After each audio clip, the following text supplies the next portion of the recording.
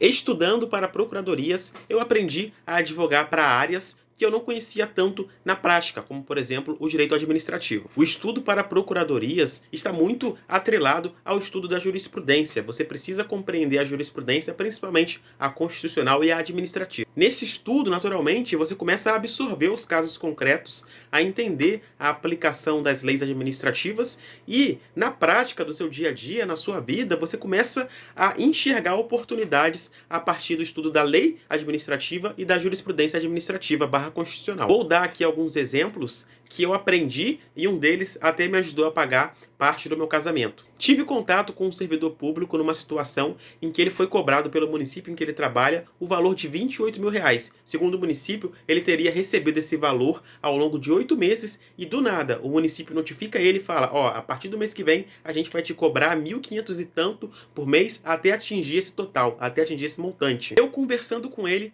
não precisei pesquisar nada, ele me falou, eu já me toquei porque fazia questão para concursos desse assunto e consegui trazer para ele uma solução ali na conversa e fechei com ele o contrato, que é basicamente o tema 1009 do STJ e o tema 531 do STJ, que falam o seguinte: se o servidor público recebeu de boa fé um valor, o erário, o poder público pagou errado, o servidor recebeu de boa fé, não era perceptível para ele aquele recebimento, não há que devolver, não há repetibilidade. Nesse sentido, consegui para ele uma tutela de urgência, a gente suspendeu a cobrança e sem contar o fato de que o município notificou ele sem antes um processo administrativo, o que também está incorreto. Segunda coisa que eu aprendi lendo a legislação de concessão e permissão, que trata ali de concessões, de permissões, a delegação do serviço público para um particular através dessas modalidades de concessão e permissão. O que a lei fala? A lei fala que as concessionárias elas devem oferecer pelo menos 6 datas para os seus consumidores, para os clientes,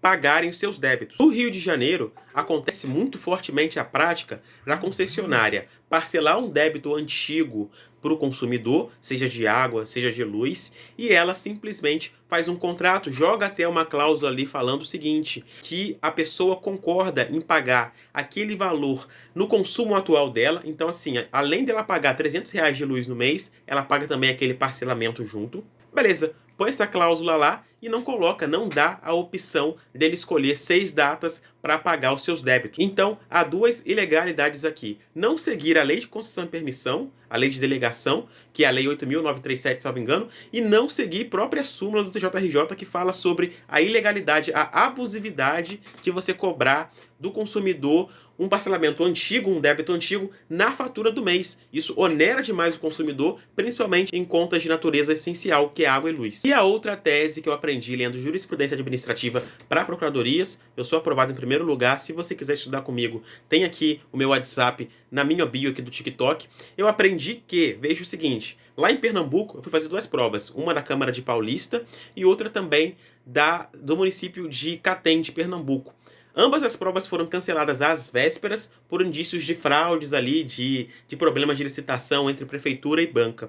Tem um tema também do STJ, ou STF, agora não me recordo bem, que fala o seguinte: se por acaso uma prova foi cancelada às vésperas ou foi cancelada e causou algum dano ao concorrente, ao concurseiro, os entes que estavam planejando essa prova têm que ser responsabilizados com danos morais e danos materiais. Em primeiro lugar, responde a banca e, subsidiariamente, responde o Estado, o município, que seja a União Federal. Então, assim, estudando para essas provas de procuradoria, você tem ali um avanço muito bom para passar nessas provas, para ser um procurador, para ser um advogado municipal, estadual, e também você consegue aplicar esse estudo numa nova advocacia, digamos, mais artesanal, em que você pode ajudar as pessoas nesse sentido e se ajudar, como é no meu caso aqui, em que eu tive uma prova cancelada, entrei com o processo, está rolando o processo e creio muito que devo ganhar, tendo em vista esse tema aí que tem dessa questão do município responder quando há esses indícios de fraude.